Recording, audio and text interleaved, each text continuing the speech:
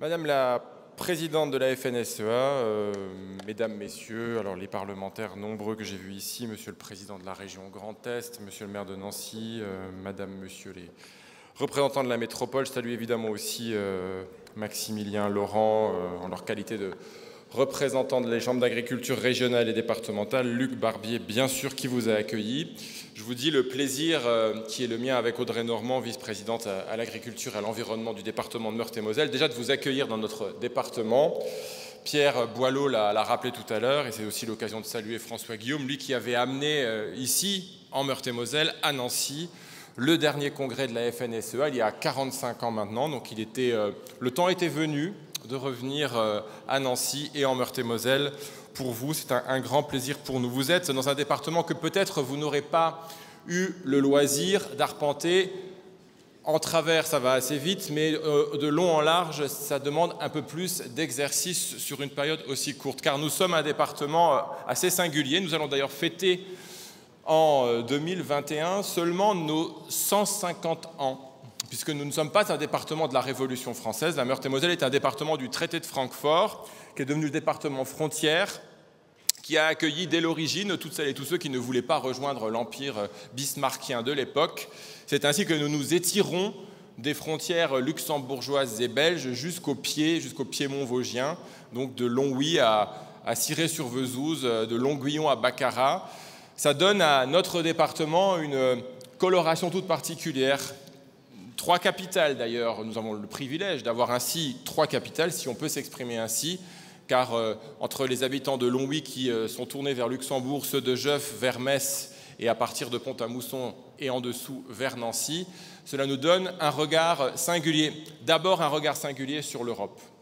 J'étais sensible à ce que vous avez évoqué tout à l'heure, Christiane Lambert, à propos des enjeux européens, de ce que vous avez évoqué, Michel Barnier, hier. Parce que oui, ici, peut-être plus qu'ailleurs, ou en tout cas au moins autant qu'ailleurs, le sentiment d'appartenance à l'Europe est une réalité. Lorsque nous parlons circuit court et agriculture de proximité dans le nord de la Meurthe-et-Moselle, nous pouvons aussi bien parler des agriculteurs français que des agriculteurs allemands, belges et luxembourgeois. Le projet Aroma, le projet alimentaire territorial du Nord, puisque nous en avons un sur le Sud, Anne-Sophie Gavrilov vient de l'évoquer, et un sur le Nord, est aujourd'hui à la confluence de ces enjeux, faisant travailler ensemble des agriculteurs de l'ensemble de ces pays européens pour favoriser une logique de proximité. C'est un point majeur. Lorsque nous avons, comme c'est le cas en Meurthe-et-Moselle, quelques 20 000 collégiens qui chaque jour déjeunent dans leur restaurant scolaire, nous avons 20 000 émetteurs familiaux qui, lorsqu'ils sont habitués à manger chaque jour des produits issus de l'agriculture de proximité, savent convaincre leurs parents, leurs familles, que c'est un enjeu de qualité, de plaisir et un enjeu tout simplement parfois de devenir, de survie, de développement. La Meurthe-et-Moselle et la Lorraine sont fiers de leur modèle polyculture-élevage, qui est aujourd'hui si souvent à la fois victime des crises économiques, diplomatiques, climatiques, qui est secoué année après année.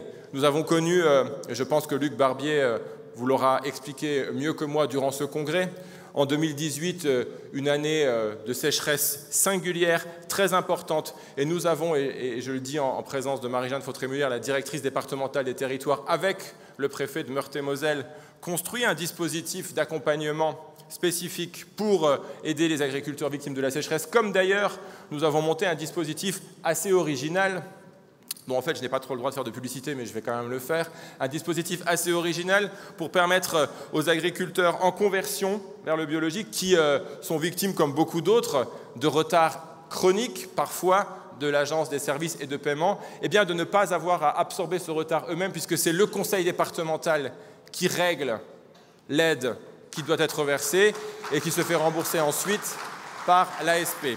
N'applaudissez pas parce que sinon la directrice départementale des territoires va se sentir mal. Parce qu'il faut qu'un dispositif aussi exceptionnel reste localisé pour être soutenable. Donc, c'est l'occasion pour moi de saluer les agriculteurs du département de Meurthe-et-Moselle qui sont ici nombreux. Je voudrais vous dire enfin un mot de l'enjeu des sols. C'est un sujet sur lequel a travaillé particulièrement Dominique Potier, député de Meurthe-et-Moselle, qui est ici, auquel nous sommes très attachés.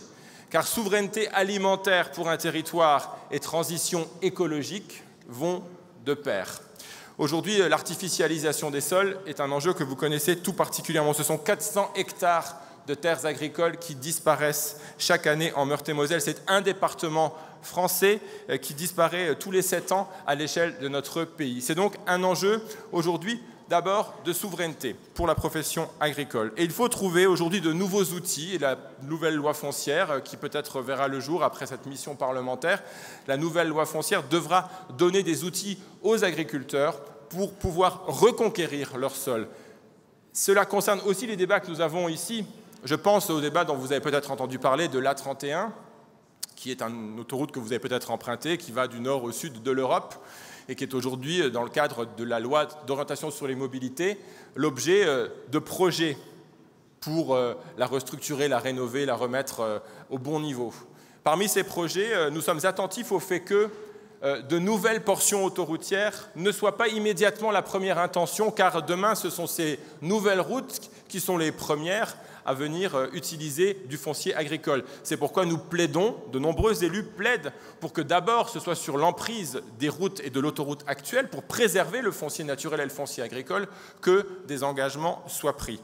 Cette attention, à la fois pour des enjeux de souveraineté alimentaire, à la fois pour des enjeux de transition écologique et pour des enjeux de justice sociale, car ces trois vont de pair, eh bien, nous la construisons au quotidien. Voilà ce que je voulais partager avec vous, en vous disant à nouveau le plaisir de vous recevoir en Meurthe-et-Moselle et le plaisir surtout de collaborer au quotidien avec la Chambre, avec la FDSEA, avec l'ensemble des organisations agricoles du département avec lesquelles le Conseil départemental entretient, je crois, des relations non seulement fructueuses mais surtout particulièrement amicales. Merci et bon congrès à tous.